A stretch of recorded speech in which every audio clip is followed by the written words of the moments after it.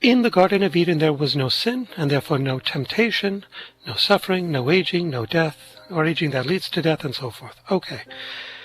All the temptations we experience are the remote result of original sin.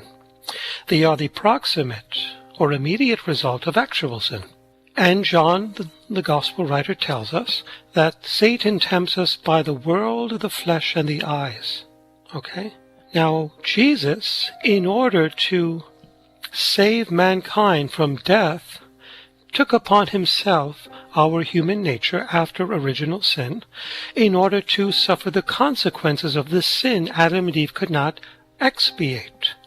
Remember, Adam and Eve offended an infinite God, and no sacrifice they could make, no expiation could atone for that infinite offense. Why? Because they are finite, and God is infinite. After original sin, they became finite. Okay? And even before original sin, they had a beginning. They were created. But they had no end. And we today still are in the same condition. We have a beginning with birth, and we have no end. Adam was created, we are born. But our souls and bodies are immortal.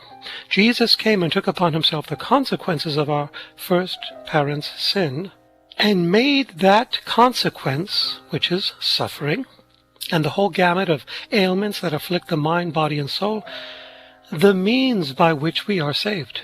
So God, who is a master mathematician, knew that when Adam and Eve would fall at the hands of Satan, at the tempting of Satan, he would already have the remedy prepared, the incarnation of Christ, who would use the consequences of Adam and Eve's sin, which is suffering, temptation, testing, as the means of our salvation. So, when we are tempted or tested or suffer, this is a test for us to prove our loyalty to God.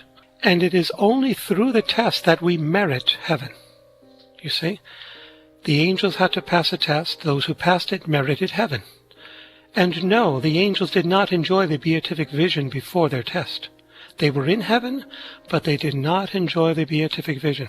Only after the test did they enjoy the beatific vision, because after the test one can no longer sin, and one is confirmed in grace. So Adam and Eve did not enjoy the beatific vision either in the Garden of Eden. Therefore they could sin.